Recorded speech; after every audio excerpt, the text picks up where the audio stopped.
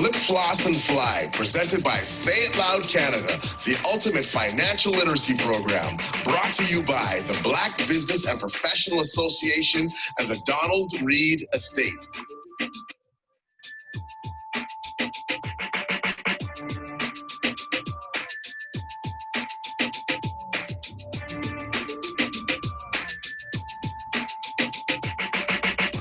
Here are your hosts from Flip, Floss, and Fly, Andre Smith, financial literacy expert and poet, Farley Fleck, social activist and entertainment trailblazer, and Roderick Brereton, social entrepreneur and conflict management specialist.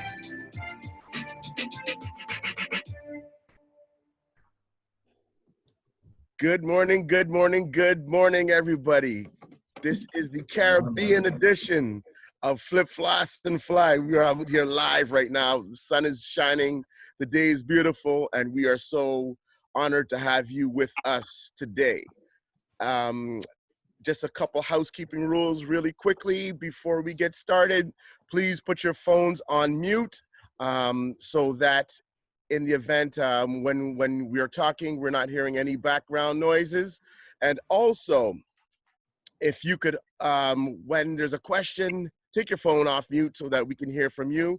And in the event that you have the capacity right now to be on video, we would love to see who's with us today. We'd love to see your smiling faces and just to take account to be seen and heard, because anything else is absurd. So again, my name is Roderick Brereton. We're about to put it over to Andre Smith. We also have my business partner, Farley Flex, with us here this morning. And this is Flip, Floss, and Fly, session 3. Let's go. All right, good morning again, everyone. Well, this week, I don't have no poem, but that no means I'm run out of rhyme. I'm just glad I have everyone's time. So this week, we're gonna be talking about cash flow management, and I appreciate everyone for participating. As Roderick says, this is our 3rd week, and you know, it's not easy to dedicate so much time into something, but it tells us that you are interested in learning, and that is really good. For those who are joining us for the first time, again, I'm the presenter. My name is Andre Smith, immigrant from Jamaica. I went to York University. I'm also the founder of Flip, Floss, and Fly. Flip and Floss. Flip and Floss came about because of my own experiences struggling financially, and I needed a way to escape.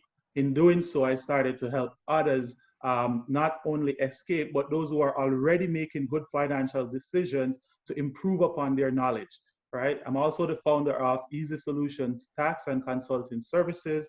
So I offer tax services to small and medium sized businesses. I'm also the 2020 Canadian Broadcasting Corporation Community Champion Award recipient. So that award was given to me because of my work around financial literacy.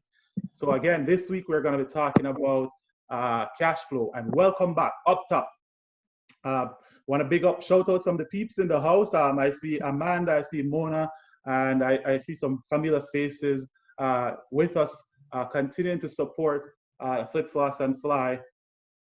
And so today I just want to do a quick review. So last week we talked about debt management. So what is debt? So debt really is the amount that you owe, right? It's your obligation to your lenders or creditors, right?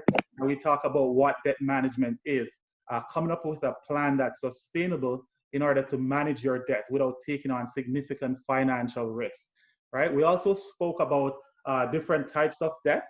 So we talked about good debt, bad debt, and ugly debt. There's actually a trivia question around this, so I won't go into detail. I'll just leave that to somebody to volunteer us their answer.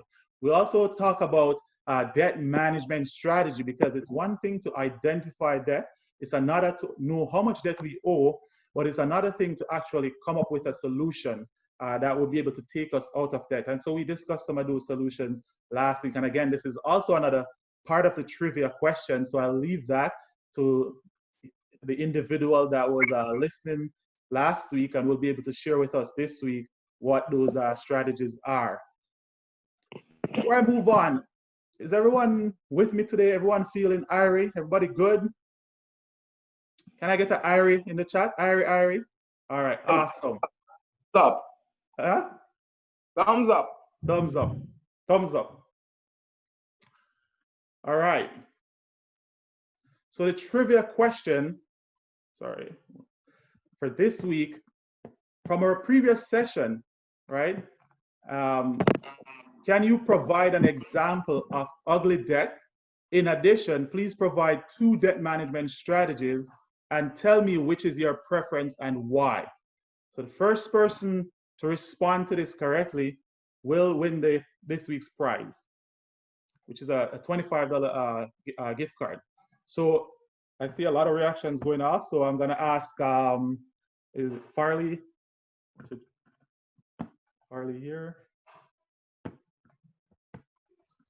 Okay, so Judith looks like she's the first person to come in on the chat. She said, ugly debt is a payday loan. Good stuff. And Okay. the second part to the question. So in addition, please provide 2 debt management strategies and tell me which is your preference and why. So Judith, can you answer the second part of the question? And if you're able, Judith, and you don't mind, can you come on the video? If not, the chat is fine.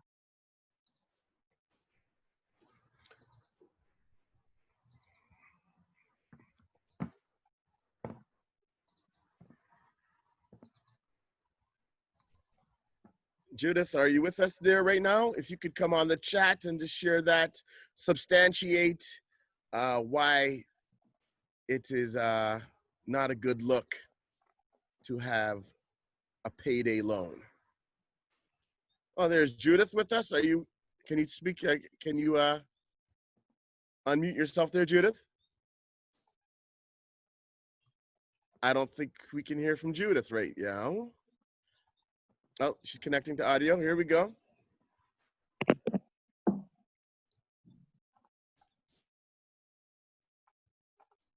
We may be having a technical difficulty, not a financial difficulty, a technical difficulty with Judith's audio. So if it's not working in the next 5 seconds, Judith, we can just put it in the chat and you can just substantiate your claim that way. If your audio is not working right now. Yeah, it seems like it's going on and off mute or something. Can you hear me now? Yes, perfect. Good morning, everyone. Good morning. Okay, so ugly debts payday loan, because of the interest rate, I have that noted down around 15%. And some debt management options are, there's a debt calculator to help you calculate your debt. There is the avalanche method, which is one of the better methods. And then there's debt consolidation as well. Right now, I don't have a favorite because that's not my focus right now, but I just want to get as much information as possible. Awesome, that's terrific. And so Judith is correct. So payday loan is a type of ugly debt, bearing 15% interest each time you borrow. And if you were to borrow 26 payments for the year, it works out to be about 390%, making it the ugliest debt you can think of. And as Roderick mentioned last week, that in certain communities, you'll see a lot of payday loan type businesses, right? In order to attract the vulnerable and the unsuspecting consumer. So perfect, thanks for that, Judith. And so we're gonna move on. And you know what I really liked about Judith's answer there, Andre, is that she quoted basically that avalanche as we were talking about last week. Yeah. So it means that we're listening out there, and that's amazing just to hear it reiterated. So big up to Judith, and please share with us in the chat privately how we will get that prize to you, my sister. All right, sounds good. Love the conversation so far. So I think most of us, if not all, familiar with this phrase. I won't say it out, but it's a popular Jamaican phrase, money talk, and the rest is history, right? So it's all about money. And so this week we're gonna talk about money, what money is, right? Growing up in Jamaica, the only thing I know about money is that the love of money is the root of all evil. But knowing what I know now, I actually realize that with money, it can do a lot of things, such as help others who are in need, right? So we can actually use money to change the world, right? And so I want to ask everyone if we're going to be flossing this weekend or what, right? Or we're going to be flipping. And so this is what this session is about. And we're going to be discussing lots of different things. But one of the things that I wanted to touch base on is what is personal finance, right? Because one of the things that I heard when I came to Canada is that we have to work to pay the bills. And I got caught up in that mindset for a very long time. And then I stopped for a second and I asked myself, what bills, right? Is it bills that are mandatory or is it bills that I'm creating for myself? Because everything is about behavior that you'll see in personal finance. And I took this definition from one of my favorite finance book, The Everything Personal Finance by Peter Sander. It says, personal finance isn't just about cashing checks, paying bills, and meeting your monthly obligations. It is about accumulating enough wealth to achieve family goals and aspirations through the application of sound financial principles and behavior. And as you can see, I highlighted sound financial principles and behavior. It's all about behavior, right? Sometimes we create these habits, and habits can be costly behavior. So it's not about working to pay the bills. It's about working to create financial freedom and independence. And so today, one of the things that I want everyone to leave with is that we're going to abolish that mentality of working to pay the bills. We are working to build wealth and to uplift our family and our community. All right. So hopefully by the end of this session, well, not even hopefully, at the end of this session, that will be the mindset. Right. All right. So before we move on, money can be boring. And, so I want to share this brief video. It's a comedian that's talking about poor, right?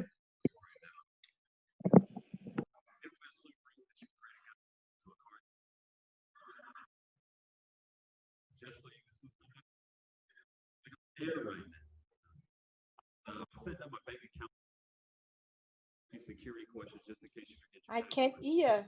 What's your final name? What college did you graduate from?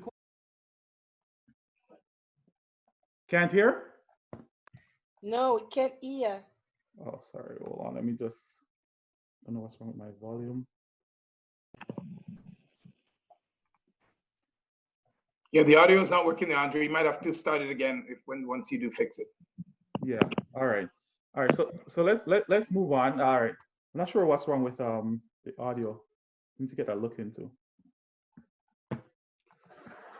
But really, one of the highlights of that video is the guy talking about how he's created a financial mess for himself and hoping that one day he can get into a car accident so he can get insurance, get enough money to pay off those debts, right?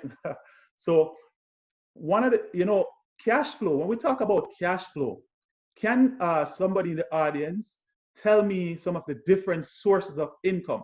And I'm very interested to know what people are going to say, because when I was growing up, I mean, I'm still growing, but I only knew about wages and salary. So now I want to hear from you some of the sources of income. I'll give you a second to just comment in the chat. What are some types of income that we can earn?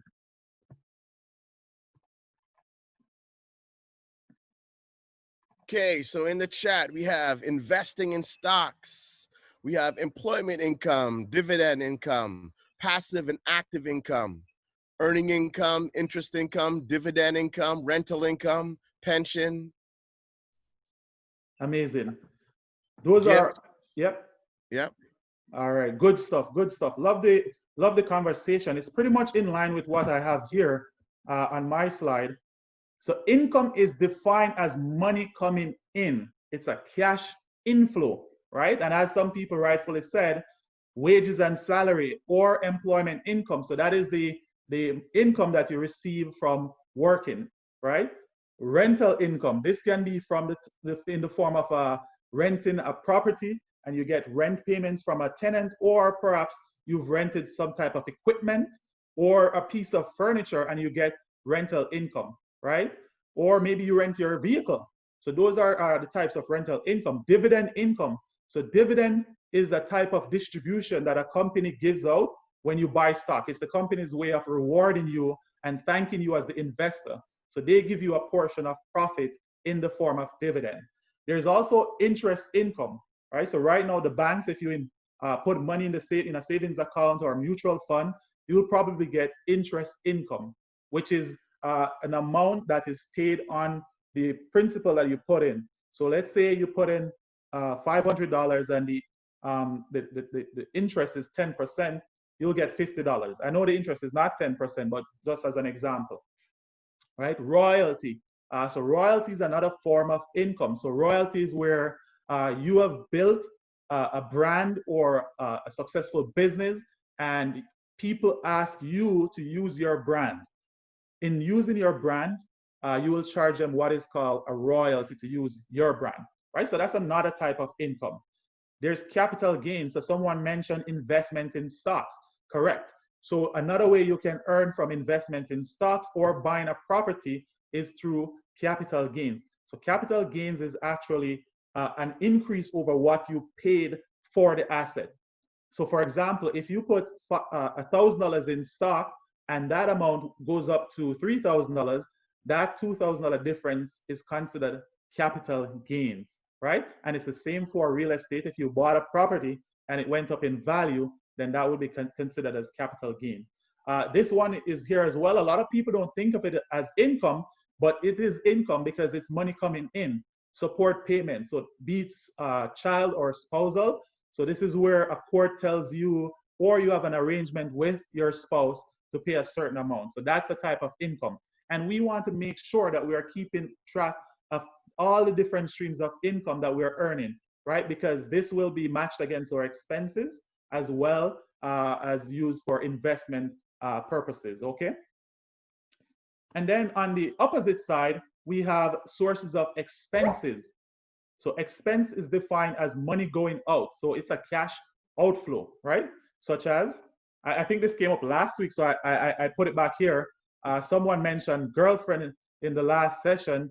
And you know, there's this famous Jamaican entertainer called Maca Diamond. So I said Maca Diamond voice, money, right? So that's just commentary, guys, nothing serious. And then another type of expense is rent, right? So if you're paying rent, that's an outflow.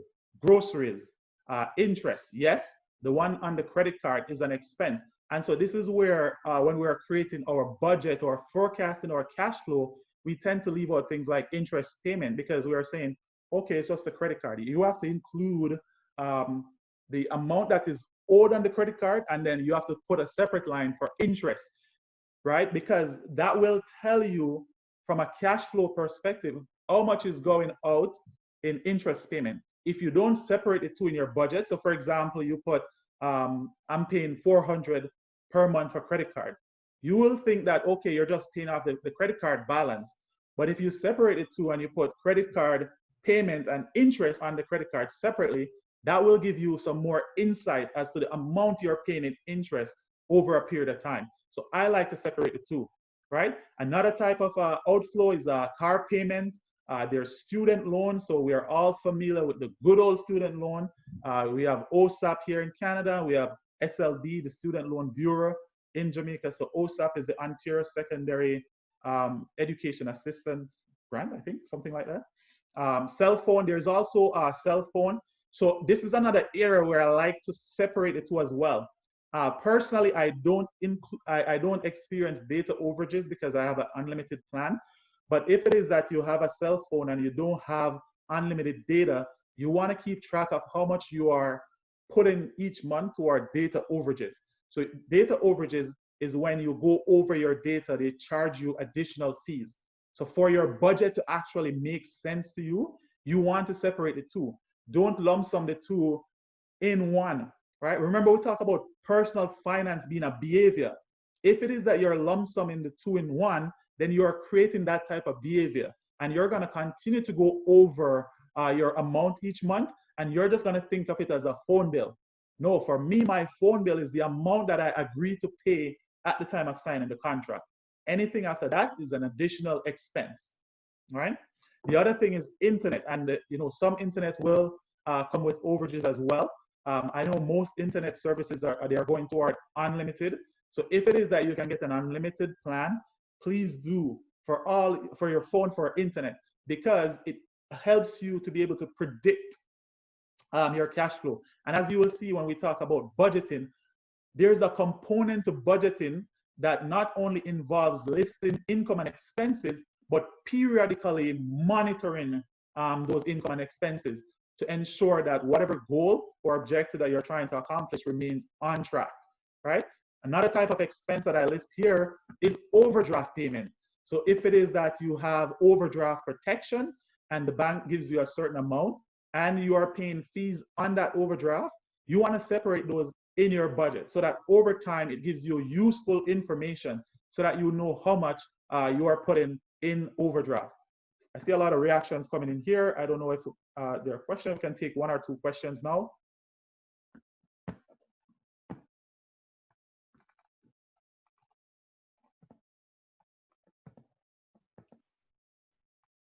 So someone says, I'd probably define dividend income as shareholders' portion of the profits of a business. Each share represents a partial ownership of the company. That is true. You can define it that way. I will add to that that dividend is an optional thing. So even though you're a shareholder, it doesn't automatically give you the right. Some companies can decide to distribute dividend, others do not, right? So it's a company policy.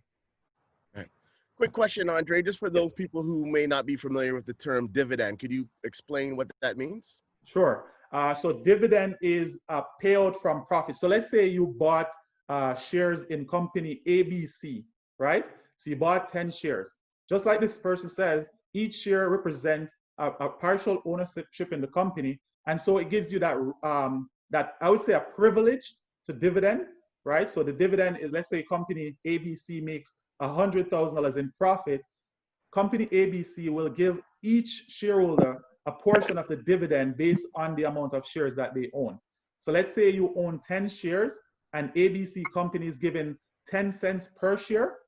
It would be your 10 shares times the 10 cents, and that would be your dividend payment, right? So it's almost like an interest, but the only difference is that with interest, the bank tells you upfront how much you're getting in interest, and you know that amount over a period of time. It's not from profit, it's just the bank way of saying thanks for saving.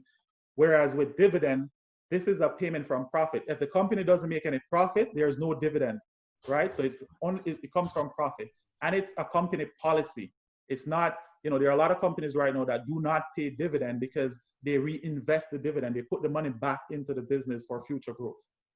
All right. All right, great. Thank you. All right. So moving along. Okay. Another thing that I want to highlight here, and this is the most problematic area. And I see a lot of people have budget and they have a line called miscellaneous. And so I would ask, what is miscellaneous? And somebody just say everything else. And so that's where the behavioral problem is. What is everything else? Is everything else partying every weekend? Is it shopping every weekend? Is it emergency? So you actually want to bring life, meaning, and substance to what miscellaneous is. And a big component of miscellaneous is forecasting. So miscellaneous should be things like anticipated expense. So let's say you expect a family trip in September, and you think that trip is gonna be about 5,000. Then you can put it under miscellaneous, and you would prorate it on a monthly basis, right? So that you are gradually working toward achieving that amount. So the miscellaneous should make sense. I would suggest that when you're doing your budget or your cash flow, is to break down the miscellaneous and what those miscellaneous expenses are, so that for yourself, it provides meaning, right? So the next time you go back or someone asks you what miscellaneous is, you'd be able to say exactly what those miscellaneous expenses are, all right?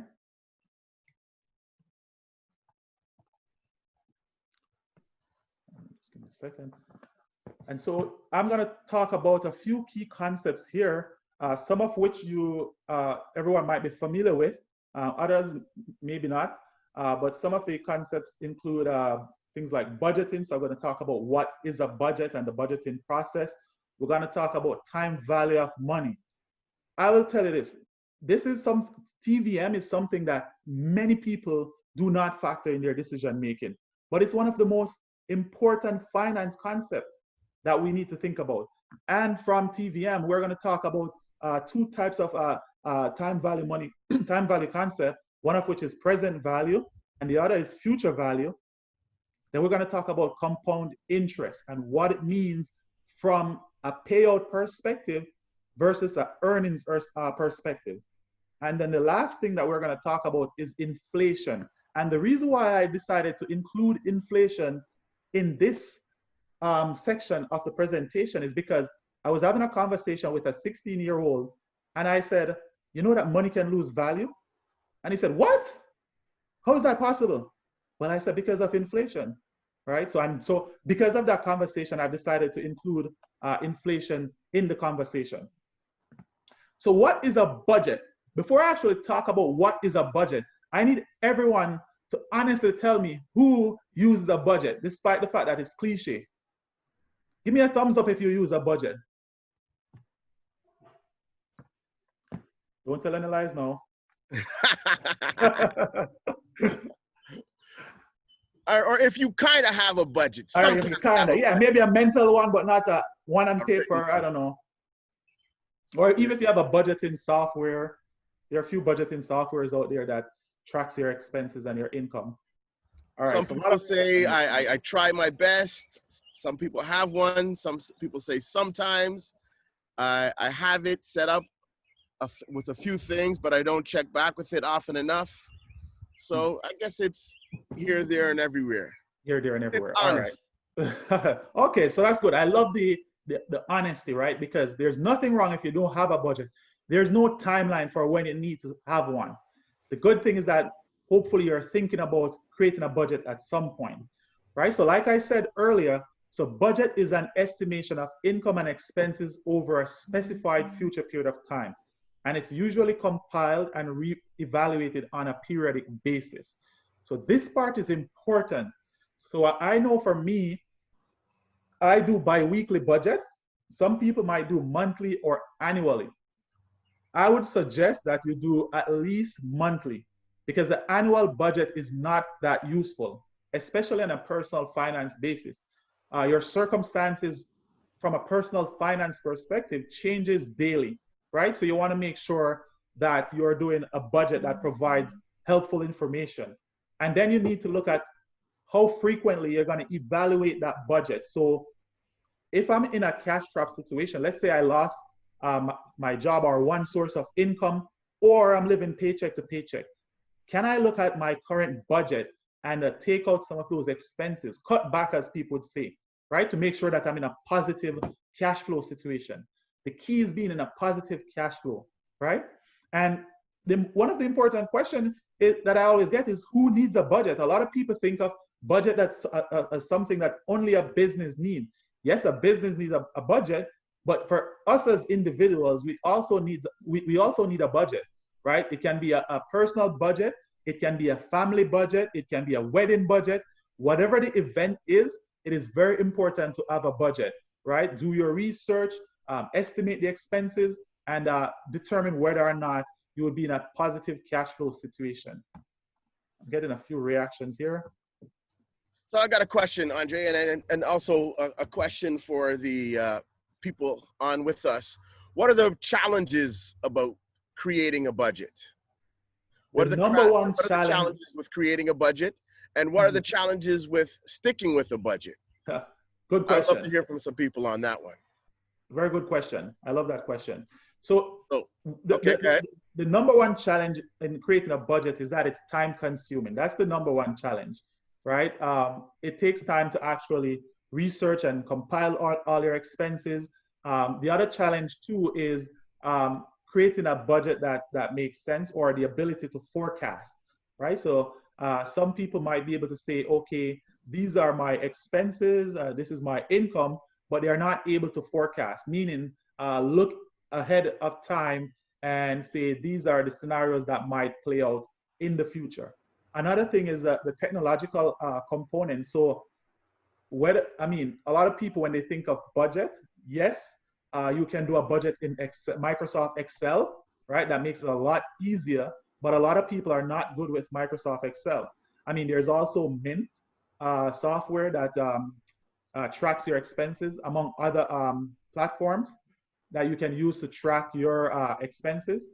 But the good thing about this is that you can still create your budget on paper, right? So you can still write down your income, you can still write down your expenses manually, but the technological component creates another challenge. In terms of maintaining a budget, so that behavioral component is important. So that's why you need to periodically assess your budget to make sure that you are staying on track, right? Another thing that you can do is create different types of expense categories. So what expenses are considered fixed? So fixed expenses are expenses that they occur on a monthly basis. They do not change that frequently. So for example, your rent would be a type of fixed expense. Cell phone bill in some cases can be a fixed expense, especially if you have an unlimited plan, but it can also have a variable component or a mixed component, because it might be, you might have a fixed amount that you have to pay, but if you go over, that amount might vary. So separate those expenses into fixed and variable. Now, where people will have the most challenges is those variable expense. So what are variable expenses? Variable expenses are expenses that changes based on a certain pattern or behavior. So for example, your grocery. So maybe week one, you might spend $50 on grocery, but the following week, you might spend $200. So you want to keep track and pay attention to those variable expenses, right? So any expense that you see that's changing from week to week, you need to ask yourself why it's changing and can I cut back on these expenses, right? So that's from the behavioral perspective that I would say I would focus on those expenses that changes from time to time. So a couple of people have talked about commitment, and I guess that is, you touched on that, not having enough money to budget. When you earn a little over and decide to spend instead of saving, determining income after taxes because income changes weekly, and money derailing are some of the challenges that people say they have with budget. All right, so I'm going to address one of those challenges, which is not having enough money. You can budget with $0 because remember, budget is income and expenses, right? So you start with your income. So I have income 1, 2, 3, and that totals 3,000, and I have expenses 1, 2, 3, 4, 5. So even if you don't have any income or low income, you can still budget and list those expenses, right? Because what you also want to keep track of, or what the budget does, you can create actual versus estimated. So let's say when you create your budget, you estimate that for the month, it's going to cost you $200 in grocery, but instead it costs you $150. So that's potential savings there. And it helps create a pattern for you, and it gives you information that occurred in the past that you can use to adjust future behavior. So even though you don't have any income, it's still good. It's a good habit to keep track of those expenses so that you can go back and make adjustments where necessary. So that's a myth. And Farley, if you could share with us in terms of our behavior becoming culture and our absolutely habits, because I think even when you don't have a lot of money, it's still a good practice to budget because absolutely things will never stay the same. So I'll just get Farley to share a little bit of our formula. Absolutely. Okay, so first thing is I think what people sometimes do is misconstrue a budget as how much money you have to spend in a more of a simplified kind of way. But as Andre said, if you have zero income or zero extra money, you can still budget and create a pattern. But the key is to, as Andre rightly said, is if you go through 1 month of really analyzing it, and I want to share one of the comments before I give you that formula, and it was from Amanda, and Amanda said not realizing what exactly you pay for, and after monitoring for a month, realizing how much money is wasted by paying for eating out, as an example, and one-time purchases. Okay, so once you go through that, what we call an experience, right? That experience, if you don't pay attention to what you've done, that experience repeated becomes a habit.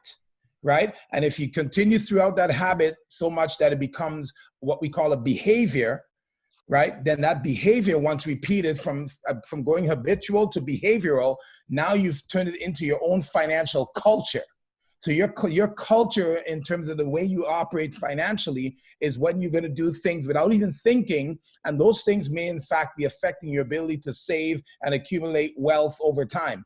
So we have to really peel back the onion and go right back to that first experience that you possibly ignored or were preoccupied and didn't necessarily get to, and said, okay, that was then. But then, you know, if he's, for instance, you had some maybe rice and peas and something in the protein side to cook that week, but you decided to go to McDonald's, right? The cheapest McDonald's meal is more expensive than cooking at home. That's what people got to realize. But it's convenient. So people say, I'll just run through the drive-through and grab the kids, you know, 3 Happy Meals and what have you. But a bag of rice, for instance, right, might be $5. You know? So Andre, I think we have to look at those practical things and make sure we're really helping folks recognize where they can create advantages. So the formula, once again, is an experience repeated becomes a habit repeated becomes behavior, and a behavior repeated becomes culture. And that's when you're oblivious to your own actions. Yeah, love that. We could just hear from our treasurer at the BBPA, Michael Pinnock, in this regard. He just wanted to share. I'm sure he's got some powerful insight on this topic also. Thanks, Roger. I think it's a good segue that Farley just mentioned, because what I'd wanted to say earlier is that, to me, one of the greatest challenge that we have with budget is really to identify our behavior. Yeah.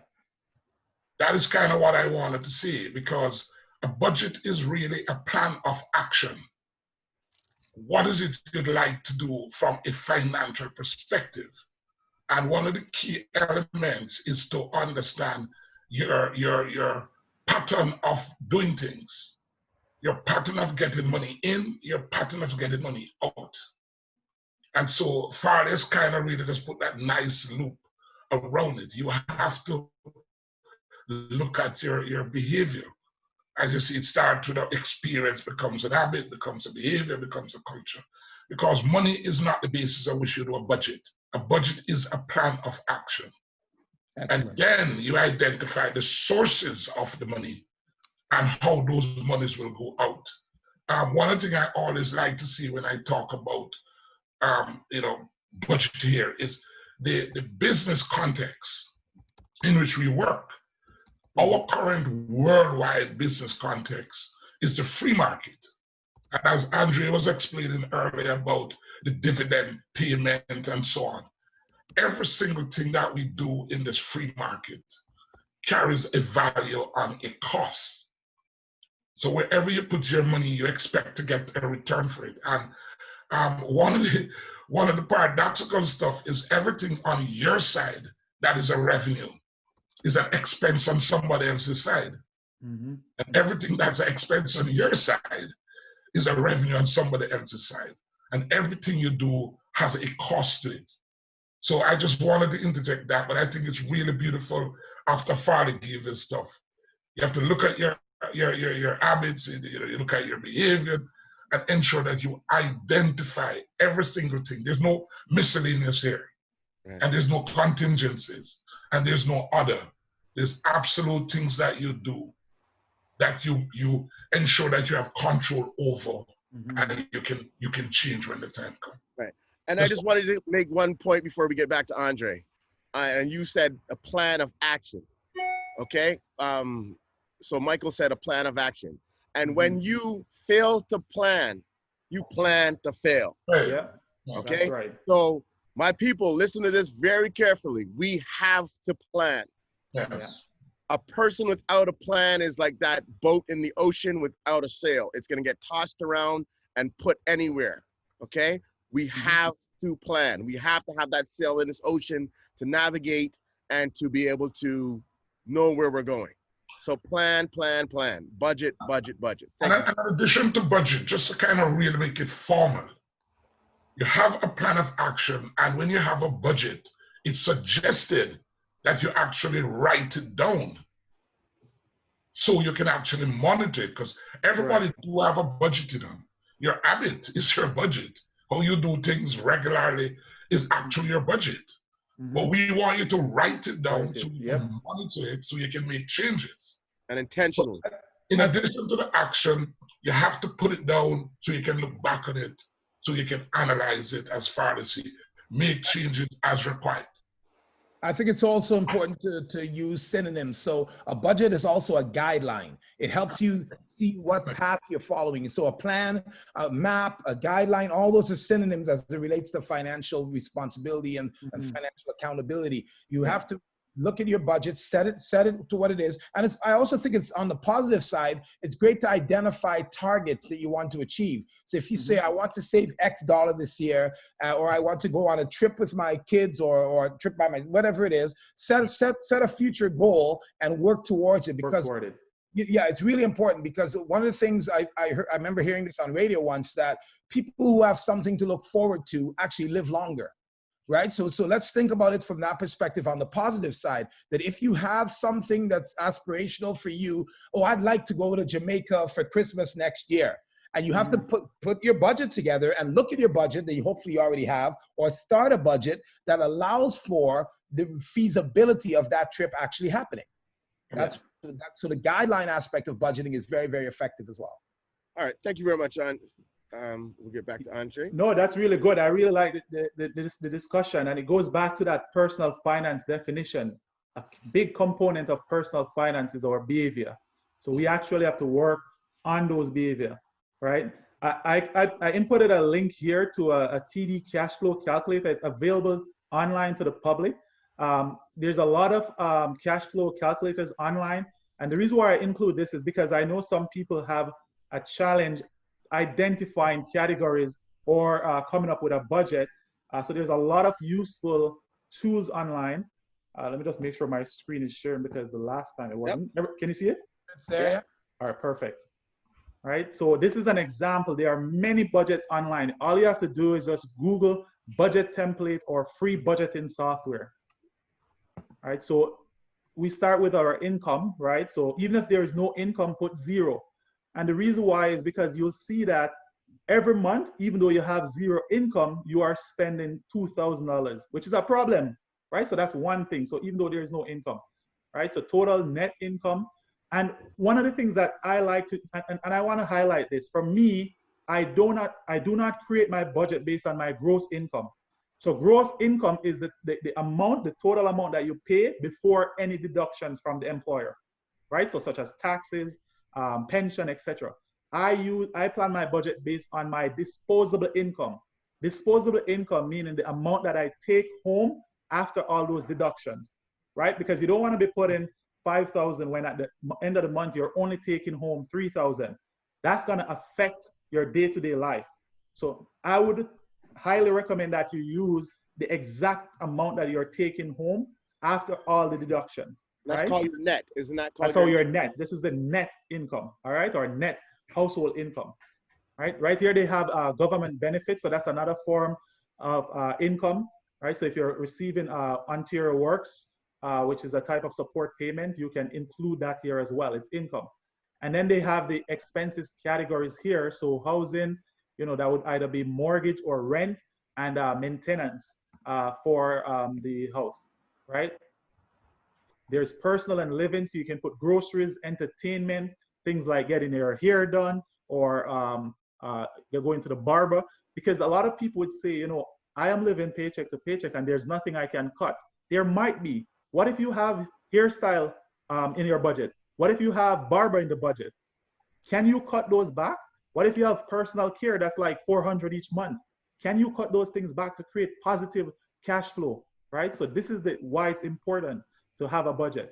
Car and transportation. So if you're paying car insurance, public transit, car payment, any other expense that relates to your car. So Amanda highlighted last week that she had a car payment. So all the costs relating to that car, interest, financing costs, fuel, maintenance, those are car expenses that will go under this category, right?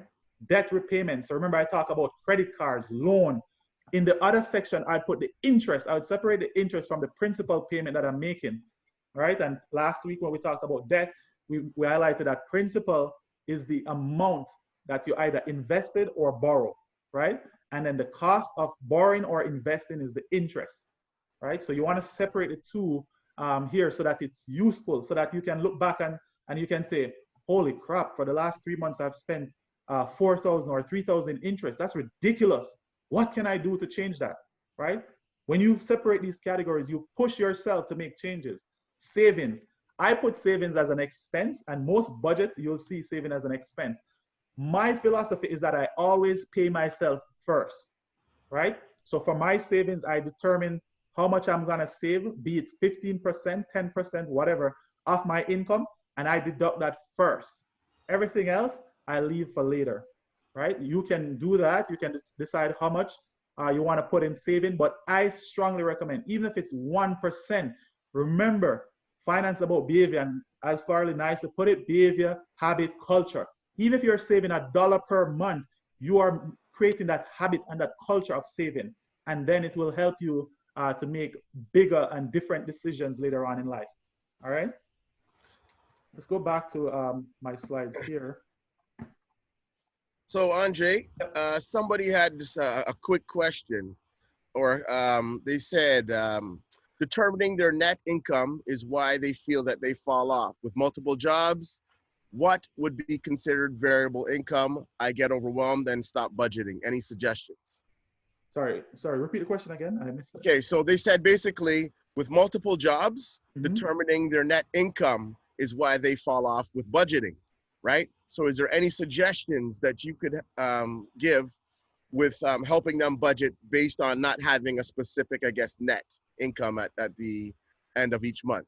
Okay, so what you want to do, remember, you want to, even if it's multiple jobs, so what you can do is, remember, you're identifying the sources of that income. So if you have 3 jobs or 2 jobs, you can put job A, you can even put the name of the employer if you want. So employer ABC, employer XYZ. And then you would put for employer ABC, the actual amount that you take home, right? And the same for employer XYZ, so that you know like how much you're getting from each. And then what you would do, you would put a total income for both of them. So you'd add employer ABC plus employer XYZ, and that's your total income for the month, right? And so that will highlight on a high level how much it is that you have to spend, save, or invest, right? So that would be my recommendation in terms of highlighting. So wait for that deposit. You can either wait for the deposit to go in your bank account to speculate. I know some people, they work variable hours and they're shift workers, so that might change. So week 1, you might get a certain amount, and week 2. So shift workers, I know of the challenge. This is where the forecasting comes in. Ask your boss or your supervisor, how many hours you think I'm gonna be working next week? How many hours you think I might be working the next 2 weeks? And then put in your budget an estimate. If it is that those hours in the future weeks coming is gonna be less than the last 2 weeks, then you're gonna have to find a way to adjust your budget to say, okay, I'm gonna be working less hours in the next 2 or 4 weeks, so I need to cut back on a certain expenses. That is the forecasting element in the budget, looking in the future, right? Especially for those with variable hours or variable work scenarios. For me, I can predict my income because it's a fixed amount each month. So I would suggest doing that, looking into the future to see how you can adjust your circumstances. All right, thank you. All right, so this brings us to the most important concept that you'd hear in finance. This is probably the first thing that your professor will talk about if you were to take a finance course. Time value of money. $1 today is not the same as $1 tomorrow. And that is because of inflation and interest, or what is described as earning capacity. So if you have $1,000 today, is not the same as $1,000 next year, right? Because $1,000 next year can earn income, right? If you invest it, you can make a certain earnings. And so that's really what the foundation of time value is. And that's something that we need to put in our decision making. So let's say you are planning to buy a house in the future, right? Rather than putting the money in a partner or sussus, for those who know sussus, if you put that money in sussus or partner, it's gonna stay there. It's not gonna earn any interest. What is happening is that actually your money is losing value by the time next year comes, because it's gonna become more expensive to come up with a down payment. right? And I know in our culture, partner and sussus is big. So for those who don't know, partner or sussus is where you come together as a community and everybody contributes and each person gets a payout every week or every month or whatever. There is no interest on that, right? So we are losing value. Huh? I said, you hope that that money comes back to you. You hope it, exactly. You hope it come back. In some cases, you know, the borrower gone, the banker gone, or one of the person who contribute never contribute them share. So yes, we have to take this into our decision making. So even if, let's say you get up today and you are deciding to choose between putting money into the bank or going in a partner, then it's clear. It's better to put it in the bank because at least you'll get some interest, right? And then if you're deciding whether or not to invest in stock versus put it in a savings account, if you can get a higher return from putting it in stock, then it's better to put it in the stock. So because of time value of money, right? I want us to think about these things. Money lose value. If you have $1,000 or 10 grand saved under your mattress because you don't want to put it in the bank because, you know, like the Babylon system or whatever, that 10 grand will lose value. Any question regarding TVM before I go forward? It's gonna get a little, or might get a little confusing once we start looking at some calculation. All right. So now we are going to look at present value. So present value is the current value of a future sum of money or stream of cash flow given a specified rate. That's a mouthful, right? So present value is really, if I give you $100 now, what is the present value? Let's see if anyone would know what the present value is. If I give you $100 in your hand today, what's the present value? I'll wait for some reactions.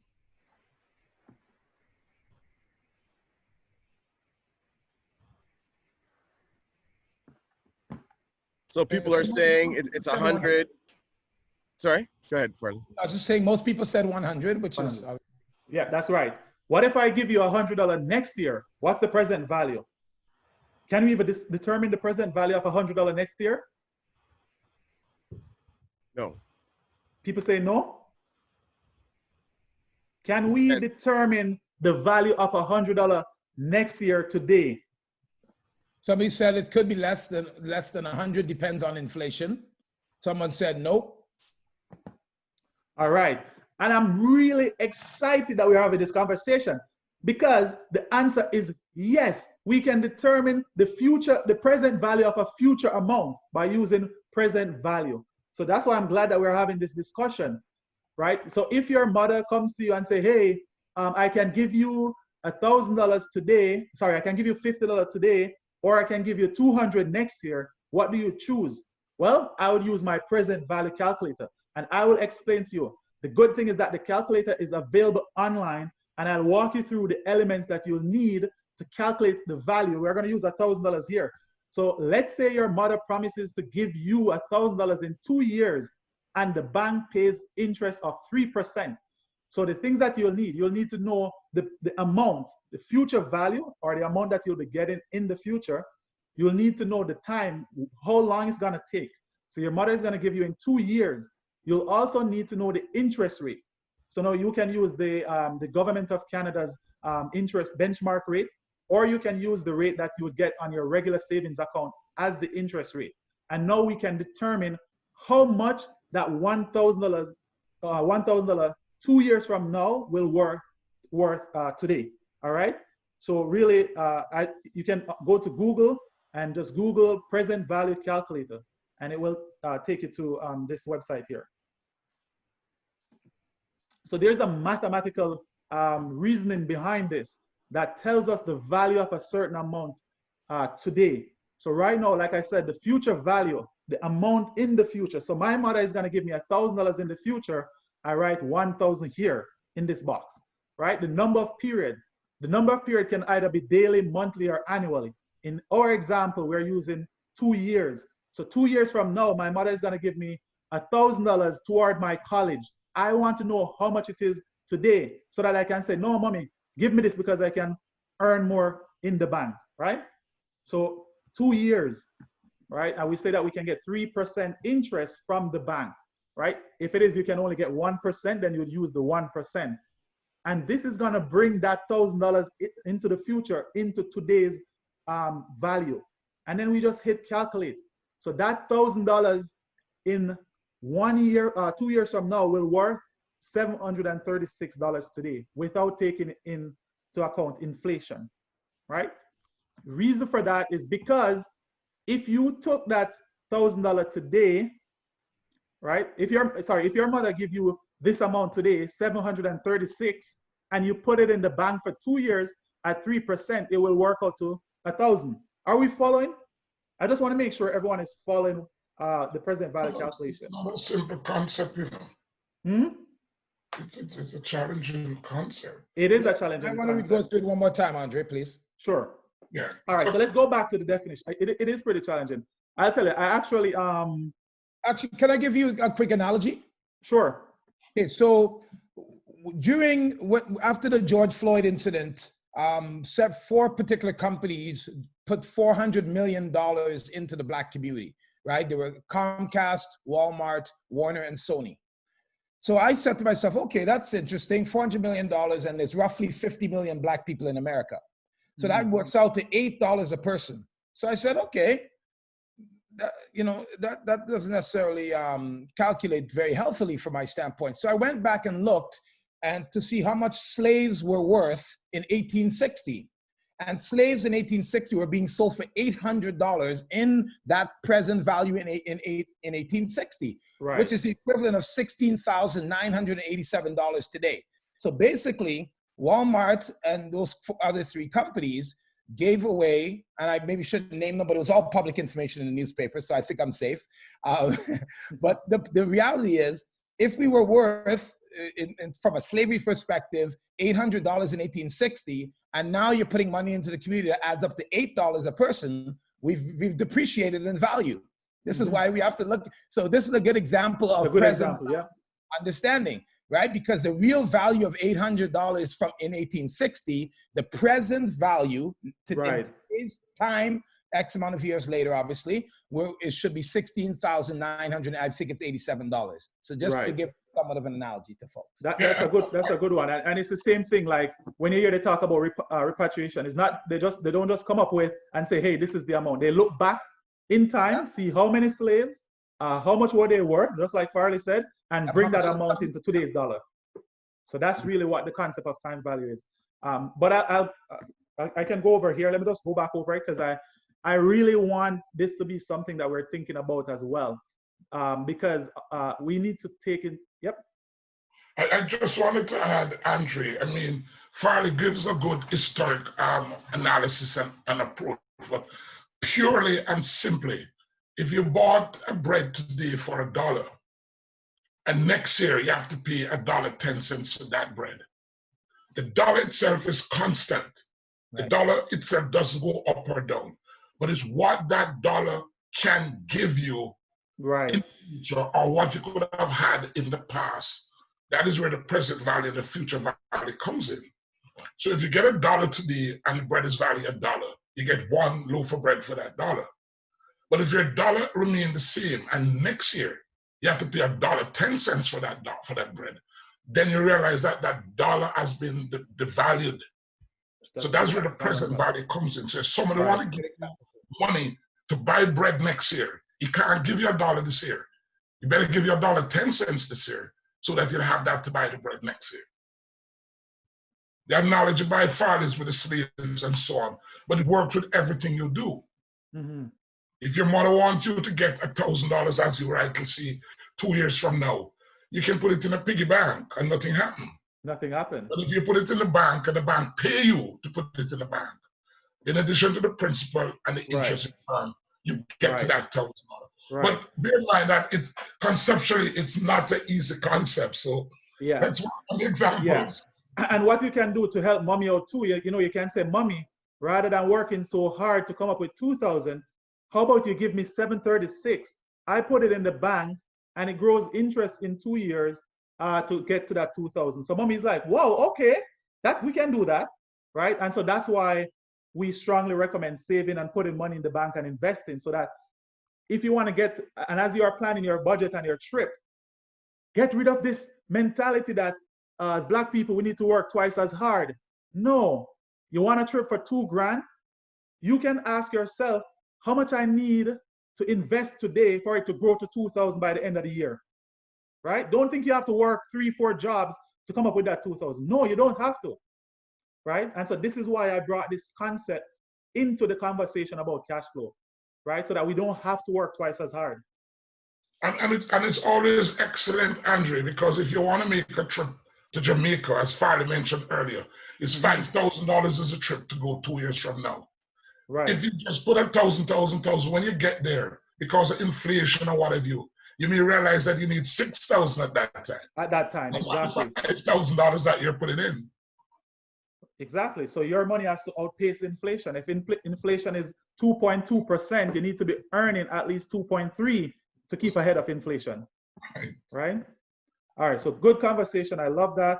Let's go to, and the calculator is available online, right?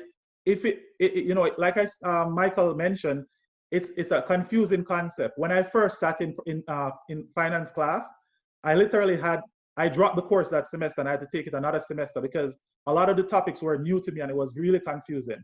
But by reading it over and over and looking at different examples online, you'll get a better understanding of the concept of present value, right?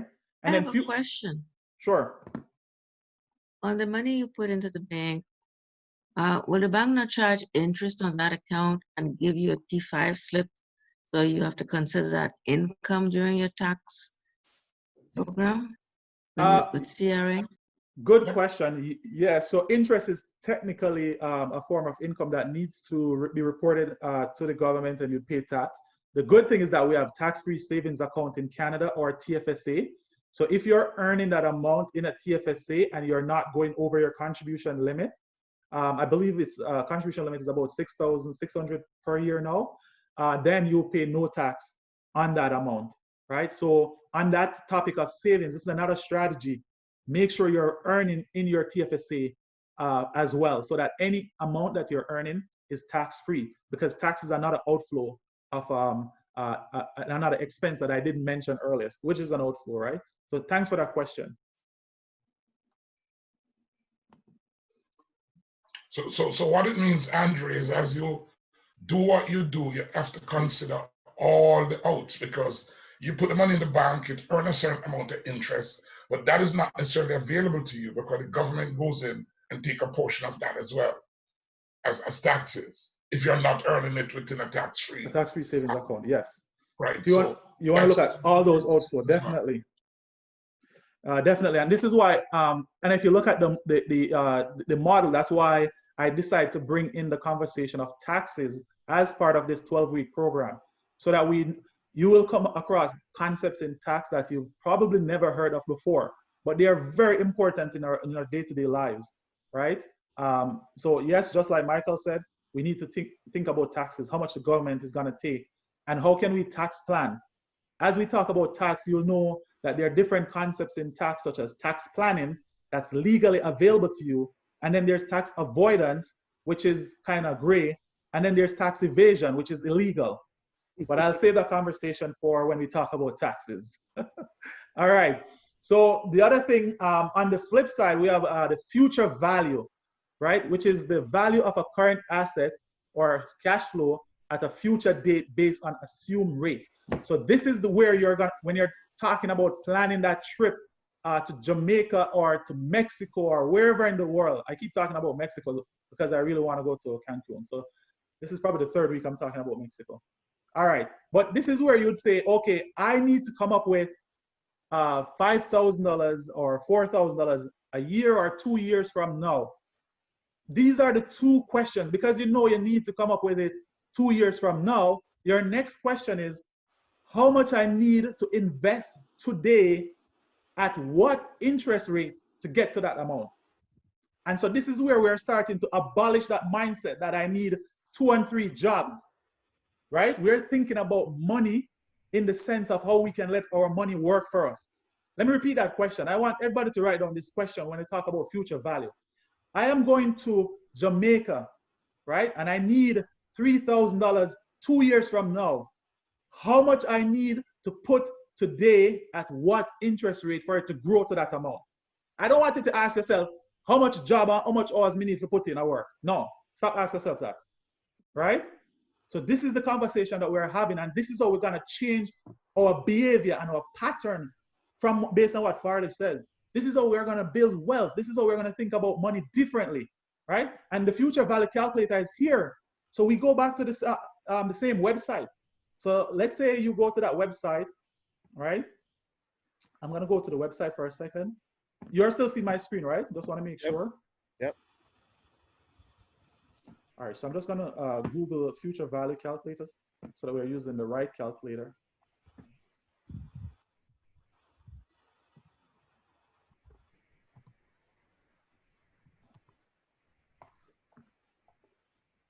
All right, so it's always at the top. That the calculator will be at the top. So I am going to Jamaica in 2 years from now, right? You can do the calculation here. I put 2 years from now, I'm going to Jamaica. Yeah, and I'm bringing my kids with me. Starting today, how much money I have? I have $1,000 in saving, but I need $3,000, right? So starting amount, I'm starting with 1,000. I go to the bank or I invest in a stock. I see that I can get, let's say you can get 6% in dividend, right? I'll show you how you can determine that. And when we talk about investing, you'll understand more. But if I go to Enbridge stock right now, and I need to know what can I invest in that will pay dividend? Well, look at that. Enbridge is paying 7.78% dividend, right? So I go now and I say, okay, I can buy. What's the dividend, just to make sure everybody understands? So dividend, again, is that payout that the company gives you from profit, right? So, and this is why it's important not to only participate today, but to participate in future sessions, because I'm going to go through all of these. And we're going to talk about investing and how you can invest to let your money work for you, right? Okay. Well, let's say we're going to keep it at 6% here. You can earn 6% interest, right? Let's say we're not going to make any additional payments. We're just going to put the $1,000 in, right? And we are going to start, well, this is asking for payment. So let's say we're going to put $100. So we are going to pay $100. I think this is set to annual, right? So no, 1 second. So we need a starting amount. We're going to do, all right.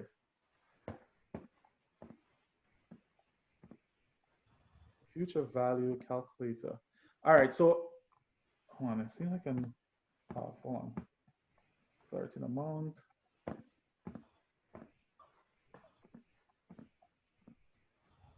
Sorry, I should be using the present value calculator. Let me go back, my bad. So in the future, we need that amount. So I should be using the present value calculator, not the future value. I'll just take it back. So I need that $5,000, right? To go to Jamaica. I'll put the 5,000 here, right? The number of periods, like I said, 2 years, right? And I can earn 6%. How much do I need today, right? Well, the interest is small here because of the amount here. It's only 6%. But this tells you that you'd need to put $4,400 today. Let's say it's a small amount. Let's say we need $2,000 in a couple years from now. We have 3 years to do so, and we can get 8% interest, right? So we want to get a future amount of 2,000. We have 3 years to get there. I can get an interest rate of 8%. How much I need to put in today, right? So look at that. You want 2,000, you only have to put in 1,587, right? And as the amount gets bigger, you'll see that the amount that you can get in interest will also be bigger because your money is working for you. This is where the concept, let your money work for you, comes in. So if you need to come up with 2,000 or 3,000 or whatever the case is, don't think you have to work harder to get it. Ask yourself, how can my money work for me in order to get it? I'll take some questions. This is a pretty complicated topic, so I see a few reactions coming in. Okay, let me see if we have any questions. What happens if you invest in a particular stock and the value of the stock falls, like during COVID? What happens with the dividend? And that's a good question. So the dividend formula, so what will happen with the dividend? So dividend is a company policy decision. So one, the company can decide to suspend dividend, right? Because if they're not making any profit, they can decide to suspend dividend. If the company is still profitable, but their share price fall, the share price is somewhat related to the dividend payout rate. So you might see a slight increase in the dividend payout rate, right, when the share price falls. But we'll go into more detail in that discussion when we start talking about investing. I know investing is the topic that everyone is curious about, and if the conversation starts today, we're gonna move away from cash flow. So let's leave that one for when we start talking about investing. So here's another example: the lottery winner's dilemma. So you win the lotto today, and you have this tough question to make. Imagine you win the lotto today, and you have the choice to get $350,000 cash today or $30,000 paid over 25 years. Let's say the interest rate is 3.4% per annum, which is better, right? So, and this example might be a bit confusing because in the investing world, what we have here, we have a stream of cash flow over a period of time. We have a present value of 350, right? So we know what the 350 is today, right? We don't know what the $30,000 is over the period of time, right? So we need to figure out what that payment, what that amount will be, right? So you can use your future value calculator to determine what is the future value of that amount paid over a period of time. So let's go to our calculator, right? So let's go to the future value calculator here.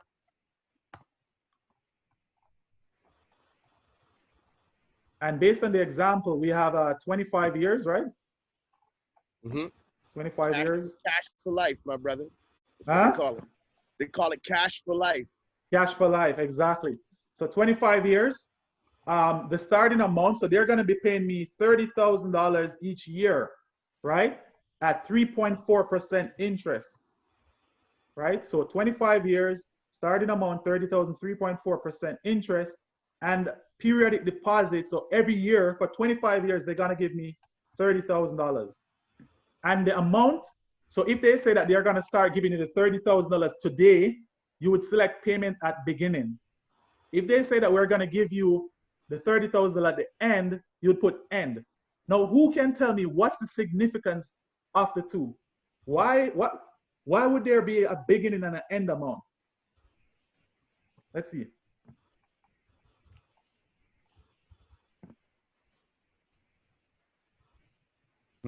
So someone is asking if payment can be in, if it can mean monthly or is it only yearly? It can mean whatever. It can be daily, right? So it can be daily, it can be monthly, it can be annually. For simplicity, I use annual because when we start going to like bi-weekly or monthly, it can be a bit more complicated. So what's the significance of beginning versus end? Remember, interest, when we talk, remember when we go back to time value, it's the earnings potential. If you got a $30,000 today, you can invest that $30,000 in the bank and you can make money starting today, right? So that's why it's significant. But if you get that $30,000 toward the end of the year, you're missing out months of potential interest in between, right? So that's the significance. So in our example, we're going to be using end. So you're getting the first $30,000 payment at the end of the year. So now we hit calculate. So that's the future value of the amount. So the future value of the lottery amount by paying $30,000 per year is $1,222,279. But it sounds like a good deal, right? But the problem is we have to compare apples with apples. And what do I mean by that? Because in the example here, and this might lose a few people. I hope I don't, but I'll be available to provide further clarification. Right now we have apples and oranges because we have $350 cash today and we have a future value of 1.2 million. So now we are comparing present value with future value. That's not a correct comparison.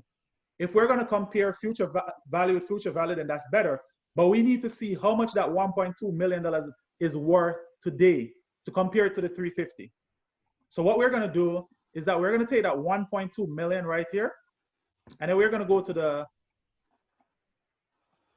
present value calculator. I mean, if anybody wants to talk about present value afterwards or in the future, we can talk about it. I know it's very confusing. So we're going to take that future value, put it here, and it's 25 years, right? And we can get 3.4% interest. So which would you take? The present value is 592,000. So some people would say, oh, $30,000 per year, I don't want that. Give me the 350 today. But now that we're comparing Apple with Apple, we can see that this $1.2 million in 25 years is worth $529,000 today, which is higher than this amount, right? So if you win the lotto today and they're giving you 2 payment methods, you need to ask the question, what is the future value of those payouts? And then can you compare it to the present value for me right now at a particular interest rate? Any question regarding that example? And Andre, that is why the companies that are in business of buying these stuff from individuals do that, because they know what the present value is. Exactly. But most people would run with the 350 today because 350,000 cash. Oh, give me that. It's good. It's a lot of money, right? But the 30,000 per year might be. And one of the things that I hear a lot is like, oh, I don't know if I'm going to live to see 25 years. But what if you do?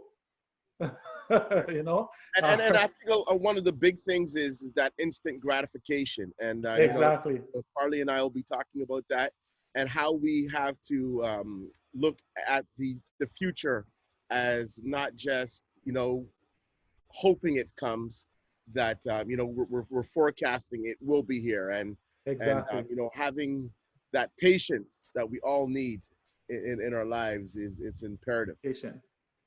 Patience is important. Time is money, right? Time is money and patience. And when we talk about investing, you will see, you know, like I never understood what patience is a virtue mean until I started investing in the stock market, right? That's when I fully understand it.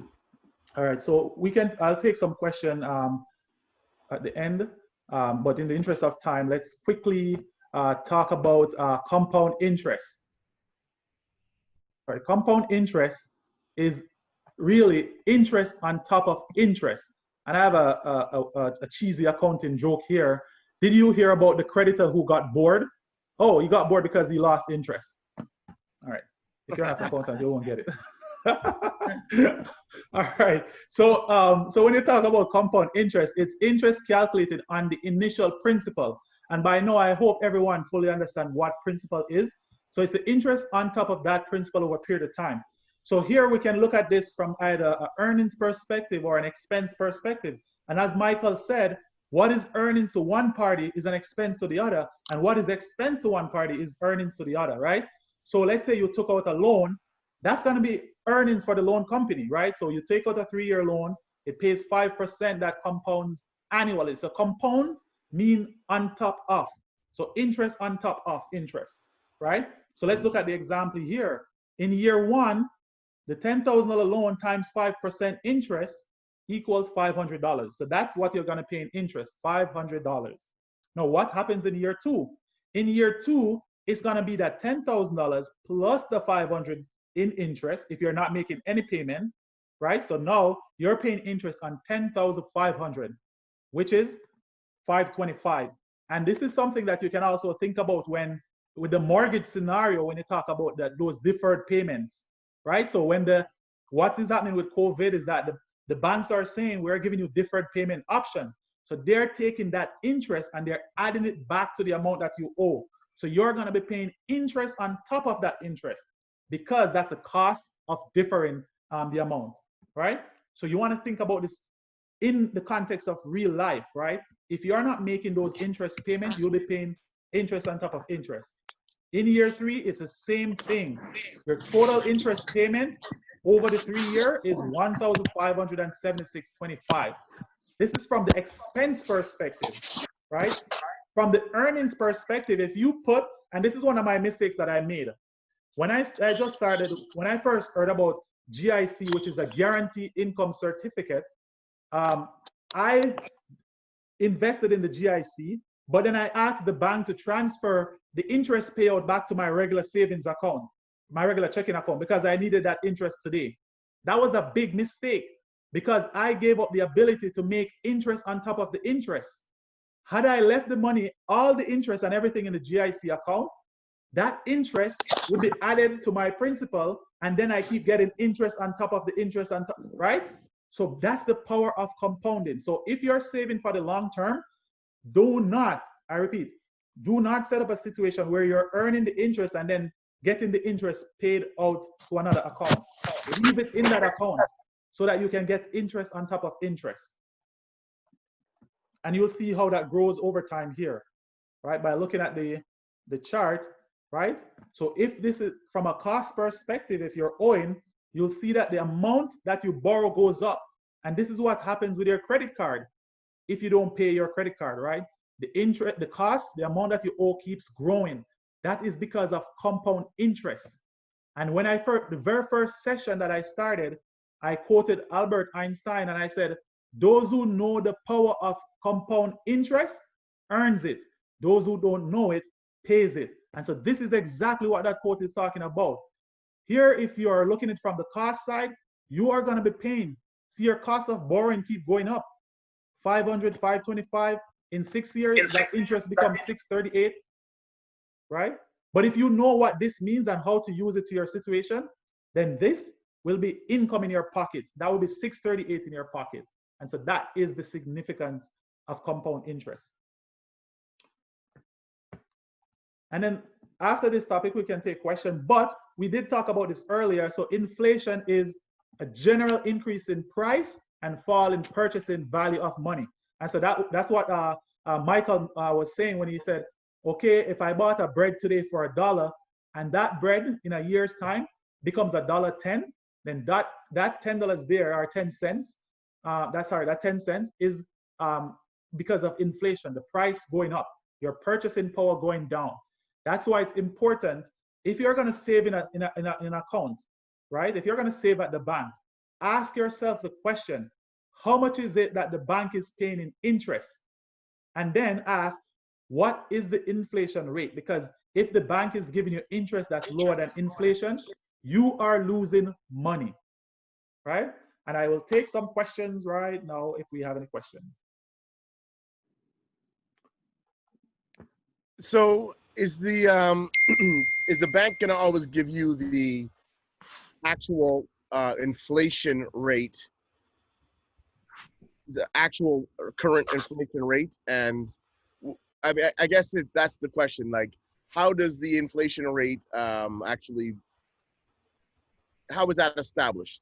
I believe it's the Bank of Canada that, is it the Bank of Canada or, yeah, I think it's the Bank of Canada that sets the inflation rate, yeah. Right. But if you Google it, it will show up. So let's see here. I believe it's 2.27. So Andre, the inflation rate is actually what's happening, the real rate, but the Bank of Canada monitors and they set the inflation rate target. Right. The actual inflation is what's happening in the real world. Right. Yeah. So thanks for that. Yeah. So sorry, statistics. So it's right here. So if you'll get it from the internet. But yes, I agree with that. What Michael said. So currently, I think the interest rate they want to manage it within 2.2%. That's the Bank of Canada target. Right. Inflation at about 2.2. The banks are probably giving about 1% right now. So they're certainly not even at inflation. It's not even. So you're losing money. So somebody had a question, just to clear up something. Is the interest the one that you are paying the bank, or is the interest, sorry, one more time, just to clear up something, is the interest the one you are paying the bank, or that the bank is paying you? It can be, it depends on what you have with the bank. So if you have a checking account or a savings account, interest would be what the bank is paying you. If you have a credit card or a loan, the interest is what you pay the bank. Or a mortgage. Or a mortgage, right. So any type of borrowing that you do, there's a cost to borrowing that amount, and it's called interest from that side, from the borrowing side. From an accounting perspective to Andre and Rod, there is what is called interest income and interest expense. Correct. Yes. So those are the terms you can use. Interest income is money coming into you, and interest expense is money that you're paying out. Correct. Yes, I like that. Yes. All right. Any other questions? So as we go forward here, because we're almost finished for the day, there was a lot of content today, and we encourage anyone, if you have any questions, I always say the dumb question is the one that you choose not to ask. Okay, so we're welcoming all questions. There was some information here just in terms of density and how much the layers upon layers of information that lead to the understanding. So we want to make sure folks are staying with us and encouraged to learn more. We don't want any of this information to say, oh, you know, this is too complicated for me, I'm out. No, let us know at what point you feel like it was getting away from you, and we can revisit that. Whether it be in the next session or offline or what have you from an individual perspective. But if we get consensus from a number of you that you'd like further clarification, Andre, Rod, myself, Michael, obviously are all willing to help and support that, even if we have to do some sort of supplementary session or what have you. It's very, very important that understanding is the fundamental achievement here. We have to make sure we all understand what financial literacy means as we move forward as a community. Right, that's why I gave the example I gave about what we were worth, quote unquote, from the colonizers' perspective in 1860 relative to now, and why, you know, when we get through this, we'll talk about how we can work collectively to move the community forward. Blackout Tuesday is coming, I think it's July 7th, right? And you know, there are perspectives around that. So I hope you guys are paying attention to what's happening in the world and why it's a good time now for people of African descent to think smartly about how we're going to move forward so that we can leave a better place for our forthcoming generations. Very, very important, folks. All right, and yep, I agree. So, and just to hand on some notes, like we've talked about this throughout the presentation, you know, just monitoring your spending. You know, I like this one here. Stop using emotions instead of reasoning. You know, I'm so angry, I'm just going to go to the mall and shop so I can feel better. No. Actually, Andre, there's a great analogy. They say, don't grocery shop while you're hungry. True.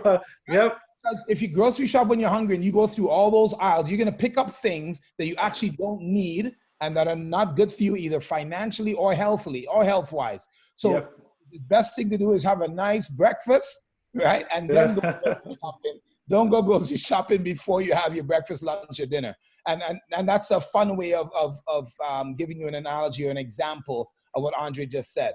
So we don't want to make emotional decisions because sometimes those emotional decisions can come back to bite us in the you-know-what.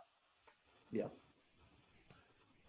All righty. So if we don't have any questions, you know, thanks. This was a wonderful discussion. And I know today everyone participating will be thinking about money differently and incorporating time and patience in those decision making. Time is the most important asset that we have, yet still we pay little attention to it, right? Use time wisely and yep. Okay, so actually we do have a couple quick questions here. Is there a difference interest rate to borrow versus savings? If there's a, yes, because one of the concepts that you'll find that the bank uses is what is considered to be a spread. So the spread is the interest that the bank pays versus what they charge. That difference is their profit. So it's called a spread. So when you're investing or borrowing, so if you're investing, you tend to get lower unless you're investing in stocks where you can get a higher rate. So you generally tend to earn lower through investing or saving in the bank versus what you're paying them because they need to make money to be profitable, right? So there is generally a difference. So you have to look around and see what is providing the best return. Okay. And somebody said they don't understand why not to take the 350,000 versus the 30,000. So I don't know if you can just condense that just in a very short time frame then. I will tell you, the biggest thing why you shouldn't take the 350 now is because you're gonna spend it. Okay, I'm just joking. All right. So the thing is, the 350 is all right. So you're gonna get that 350 now, right? And that's the here's the thing. If you can invest that 350 at a higher rate, then you can take the 350. The problem is that behavior. A lot of people are not disciplined, right? So, but we need to be able to compare apples with apples and not apples with oranges. So we have to look at that $30,000 paid over 25 years, and we are getting 3.4% interest. So we have to find the future value of that amount, and then we have to bring it back in time to today's amount to compare it to the 350. And even though you're getting the money per annum, over time, or if you were to get that amount today, it would be worth more than the 350. The only difference is in the two is the time component. The time and the interest is that you're earning money over time on the future payout. So that's really the major difference. One quick thing. Your calculation actually showed that the present value of that 25 years was 529,000. Right. It was more than the 350,000. Yeah. So one of your reasons was take it over time because they're not giving you the true value for that money. They're giving you 350 now when they should really be giving you 329. Right.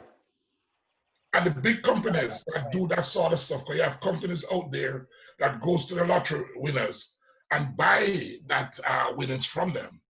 And they know that if they wait long enough, they're going to make 529, not 350. But they've got the patience to wait for 25 years. Yes. So I love that, yeah. Andre, let me just share with you another analogy. There's something called the marshmallow test, right? And what they did was they had a group of kindergarten students, and they said to them, we're going to put a marshmallow on your desk, but do not touch it, okay? And they monitored the lives of those students for, I believe it was either 20 or 25 years.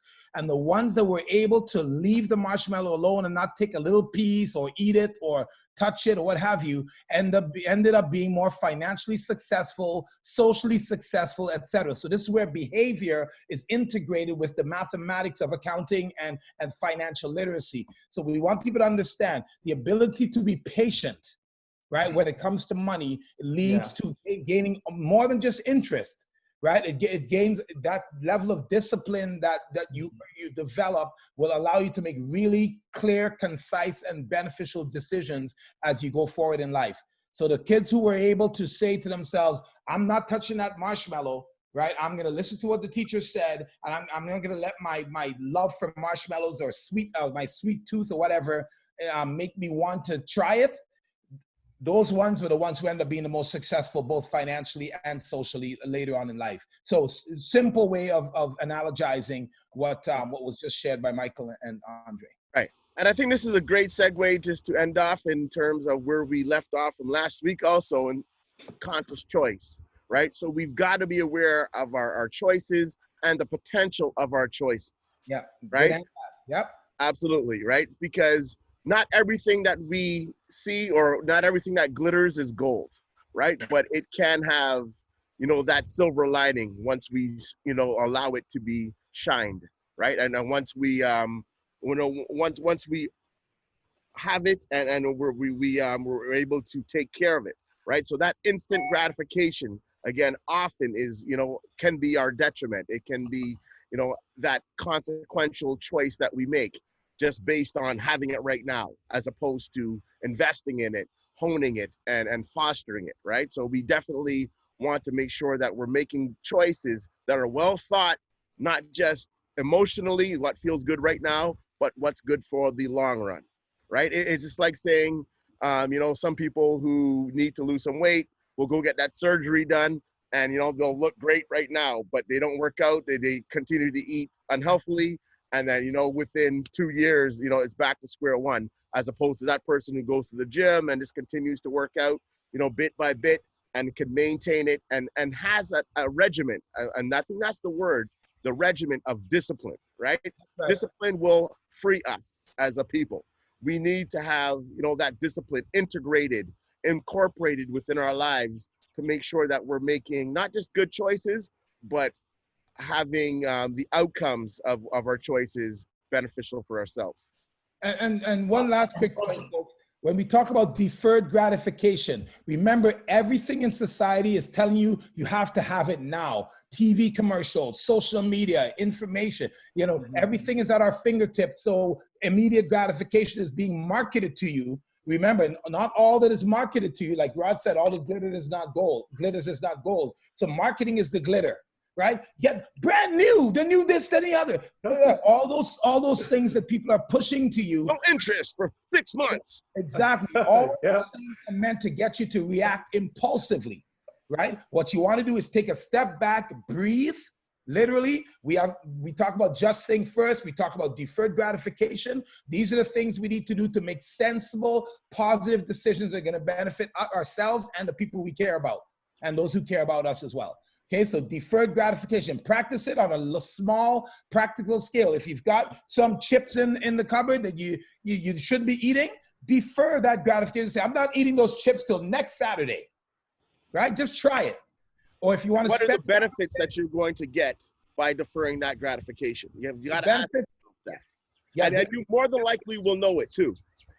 And so Roderick, you can put a monetary value to it as well. 100%. Because in the case of Andre example with the lottery, by taking $350 now and not waiting over time, little at a time, you're giving up $179,000. Right. So there's a dollar figure to our behaviors. You can actually quantify that behavior. Absolutely. Take the $350 now, you do what you want, great. But if you have that patience and take it a little over time, you actually add $179,000 more to your bottom line. Yes. So, again, we urge everybody to think, make that conscious choice. And when you don't know, and it's something that's going to impact your life, maybe more so than another choice that's not as significant, ask a question, right? If it's financial, ask a financial professional. If it's social, ask somebody you trust. But ask the questions. Make sure that you do your research so that you're going to be making, not just from a financial perspective, but from again a psychological, mental, spiritual perspective in terms of your own wealth. Wealth comes in very in several different formats, right? So we've got to be investing in our financial, spiritual, and emotional health, right?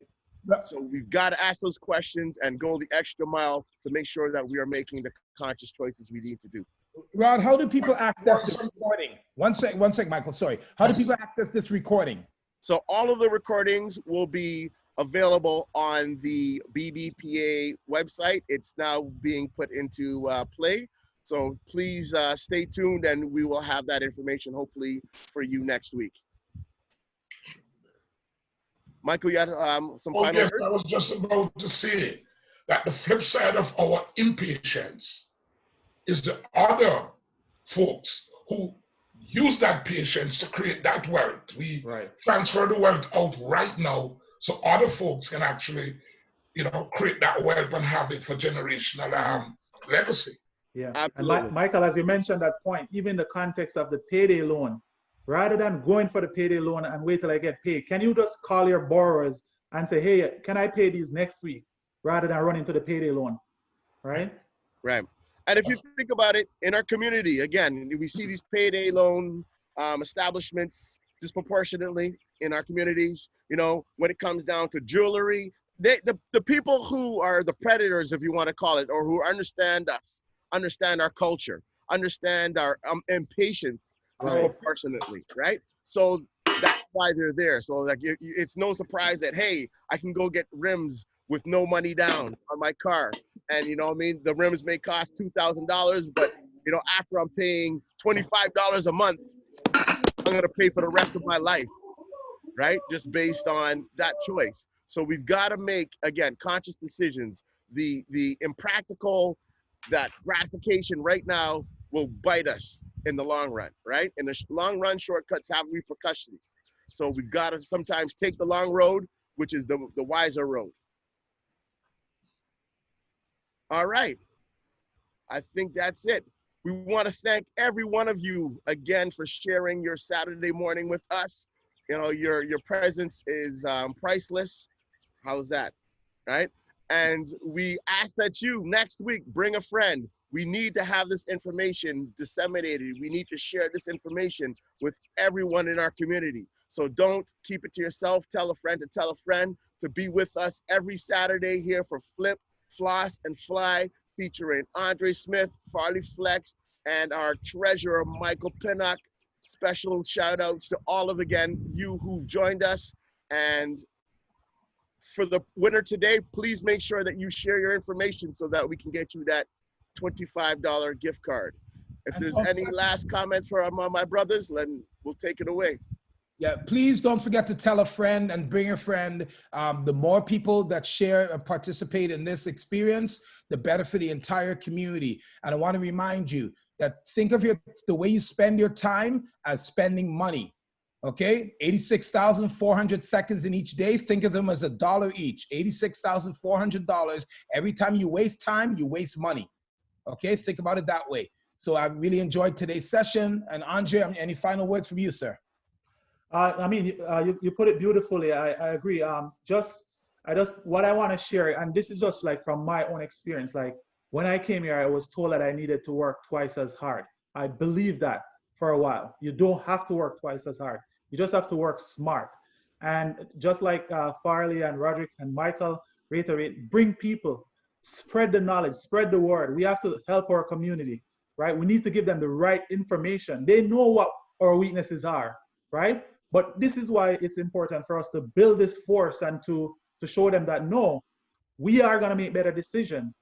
Money is power, right? And, you know, they always say health is wealth. So we need to start combining finance and health for overall well-being and satisfaction. So I really enjoyed the conversation. And like I said, reach out to the BBPA.